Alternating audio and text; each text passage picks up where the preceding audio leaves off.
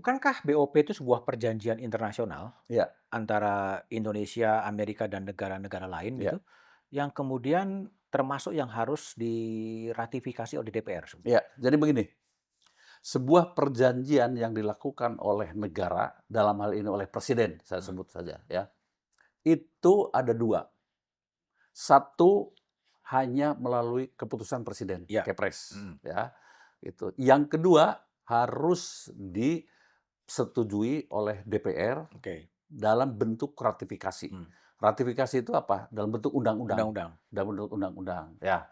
Apa saja yang tidak perlu diratifikasi adalah persetujuan di luar, saya ulangi lagi, di Di luar. luar. Satu, menyangkut perbatasan antar negara. Mmm. 2, menyangkut kedaulatan. Mmm. 3, menyangkut utang negara. Mmm.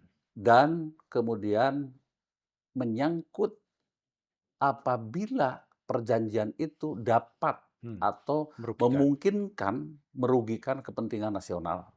Kelima, bila perjanjian itu dapat merubah undang-undang yang Mmm. ada di Indonesia. Oke. Itu Mmm. 5 poin itu wajib dibawa dan dilaporkan ke DPR, mendapatkan persetujuan DPR untuk diratifikasi. Mmm. Persetujuan DPR itu hanya yes or No. no. Mmm. Jadi kalau yes, ya lanjut Mmm. diratifikasi. Kalau Mmm. no, ya tidak jadi. Mmm. Maka batallah perjanjian itu. Mmm. Nah, sekarang BOP itu masuk dalam kategori cukup dengan keputusan presiden Ya. atau kategori yang harus diratifikasi oleh parlemen? Nah, kalau menurut saya dari rencana kerjanya, misalnya pengiriman pasukan, 8.000 pasukan, mengacu kepada Undang-Undang Dasar loh ya, Mmm. dan Undang-Undang, TNI dan lain sebagainya, berdasarkan pengalaman kita pengiriman pasukan UNIFIL Mmm. misalnya, itu dilaporkan dan minta persetujuan DPR. Sehingga ini ke BOP pun wajib hukumnya untuk meminta persetujuan DPR dan diratifikasi. Oke.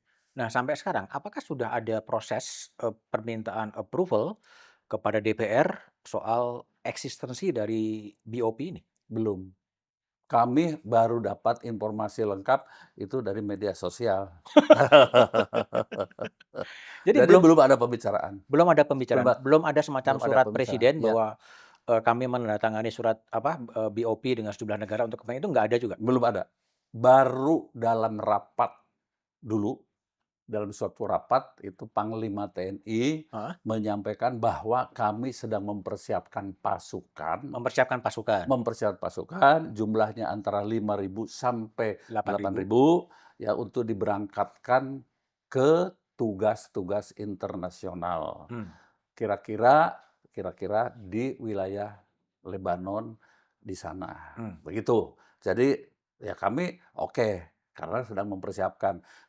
Kemudian ujungnya, perintahnya, struktur organisasinya waktu itu belum dibahas. Loh, ini yang harus menyampaikan siapa? Kalau BOP itu tugasnya dari Menteri Pertahanan, Ya, tugasnya dari Menlu, atau waktu itu rapat sudah ada Menhan, sudah ada Menhan? sudah ada Menhan, tapi detail soal BOP belum dijelaskan. Itu kan hanya, pengiriman pasukan itu kan Itu bagian kecil dari BOP toh? iya, gitu. Sehingga Panglima TNI menyampaikan bahwa kami sedang mempersiapkan ya sekian ribu pasukan untuk diberangkat ke sana dan nanti tugasnya di sana perdamaian. Mmm. Nah, pasukannya disusun pertama itu adalah batalion mekanis, batalion bantuan, konstruksi, dan batalion kesehatan. Mmm. Itu. Oke, karena rencana dan persiapan menjadi bagian dari pelatihan, ya, di mana kita pusdiknya pelatihan untuk penugasan ke luar negeri kita punya, ya, ya sudah dilanjutkan saja, belum dibahas lebih dalam lagi. Karena ini masih baru warning saja, ya. Kami pun belum ada pendalaman soal soal BOP itu, ya, Tapi seperti kan itu. sudah ditandatangani kan oleh, Presiden Sampai Prabowo? sekarang jujur saya belum tahu juga, apakah sudah ditandatangani atau belum, atau sudah tapi tertutup, kami tidak tahu ya.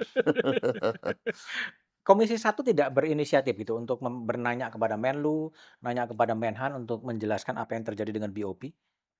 Begini, sampai sekarang ini Kami sudah menyarankan, teman-teman juga kapan kita bicara dan sebagainya. Tapi kemarin kita terhalang oleh reses ini, Oke, ya.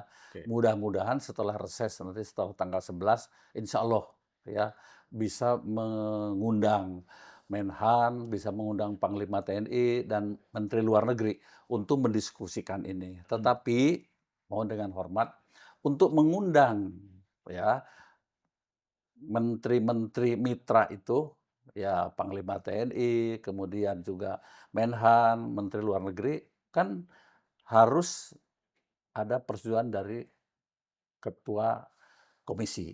ketua komisi. Ya, ketua komisi harus mendapatkan persetujuan dari, eee, wakil ketua DPR bidang pertahanan. Oh, jadi anggota usul kepada ketua komisi Komisi lapor lapornya ke kepada wakil ketua Wak DPR? wakil ketua DPR bidang ini, karena kan wakil-wakil itu, ada bagian-bagiannya, ya Oh, begitu. jadi Tidak bisa nggak bisa otomatis, oh otomatis? tidak bisa otomatis. Dari dulu gitu ya? Dari dulu begitu. Jadi wakil-wakil itu yang berkuasa? Jadi wakil-wakil itulah yang menentukan Yang menentukan? jadwal ketemu, Oh, termasuk begitu. rapat kerja biasa itu juga? Semua semua rapat kerja itu diatur oleh pimpinan. Ya kalau ada rapat kami datang, tidak ada ya ya tidak datang juga. Jadi seperti DPR terpimpin ya? Iya. Karena tertib gitu ya? Ya, Tertib ya? Tapi ya, kembali, kalau tadi ya status BOP itu, ya. itu sebetulnya statusnya gimana? Itu status, agreement yang sudah ditandatangani tapi tidak berlaku? Atau gimana status legal dari BOP itu? Kalau saya melihat dari jumlah pendukung, itu hanya berapa persen dari negara-negara di dunia ini, Oke. ya. Lain dengan seperti seperti PBB.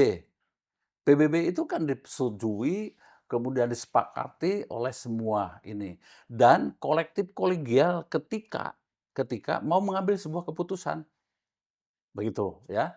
Kalau ini benar-benar pure inisiatif dan programnya Trump, dari Pram. dan kita ikut. Dan kita ikut, begitu ya.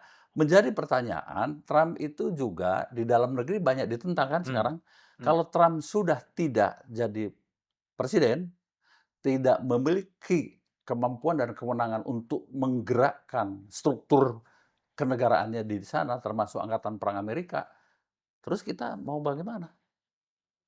Ya, ya menurut hemat saya dari pengalaman saja, rasanya BOP itu tidak signifikan untuk diikuti. Tidak signifikan untuk Untuk diikuti. diikuti, iya. Artinya kalau mau Kalau gitu ya PBB, PBB, iya. artinya sebenarnya saran saran Pak TB adalah, ya udah keluar aja dari BOP? Sejak dari awal sudah saya pelajari, berdasarkan pengalaman Heeh, saya, keluar saya dari BOP. tapi juga belum keluar? Sampai sekarang belum ya. Hah? Enggak, tapi kan kemudian, kecil-kecilnya seperti yang muncul di pemberitaan overflight, Iya. pesawat-pesawat Amerika bisa melintas di wilayah udara Amerika. Itu a part of dari BOP atau ini Nah, agreement sendiri? saya kira itu kemauan dari Amerika, Kemauan dari Amerika? ya. Setelah Amerika misalnya melihat perkembangan, Mhm, ya, di Laut Cina Selatan, mhm, perkembangan di Taiwan, mhm, bagaimana action-nya Cina dan Rusia dan sebagainya. mmm, Tentu Amerika ingin mengawasi mmm, lebih cepat dalam hal mendeploy pasukannya, terutama misalnya dari armada ke-7 yang wilayah Pasifik dan sebagainya. Salah satu yang paling cepat adalah melalui wilayah udara. Sebab berdasarkan pengalaman, sekarang ini perang antara Amerika dengan Iran itu kan media udara mmm, yang dipakai. mmm, Drone, pesawat-pesawat tempur, dan lain sebagainya. Media udara, begitu. Dan untuk mendeploy media udara yang paling cepat menggunakan wilayah Indonesia, begitu. Daripada melampung ke wilayah barat ya. Nah, mari kita buka. Nah, ya. Kalau untuk wilayah udara itu ya ya dipakai oleh siapapun.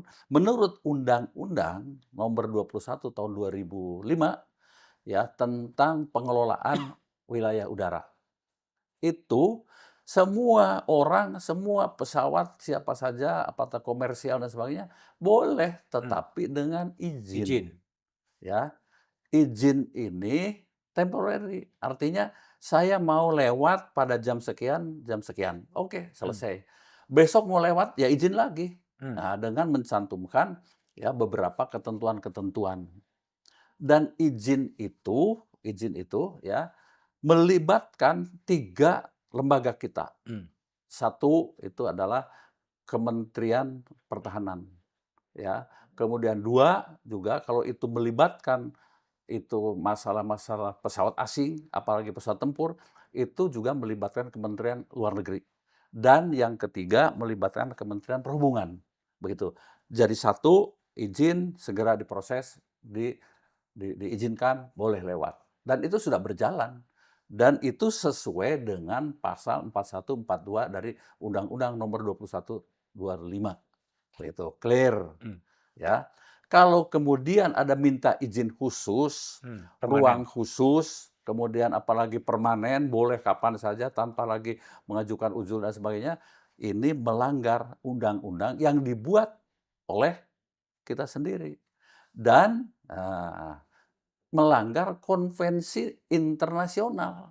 Karena ketika kita juga mau melintasi wilayah udara negara lain, kita juga harus izin, itu. Nah, mengapa? Nah, kalau misalnya ruang udara yang diberikan khusus kepada Amerika itu untuk kemanusiaan, itu pun harus tetap izin. Izin. Apalagi untuk menyerbu, ngebom, atau melakukan tindakan peperangan terhadap negara lain.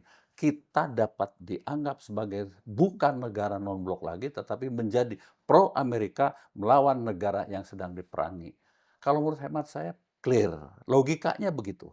Kita punya aturan perundang-undangannya.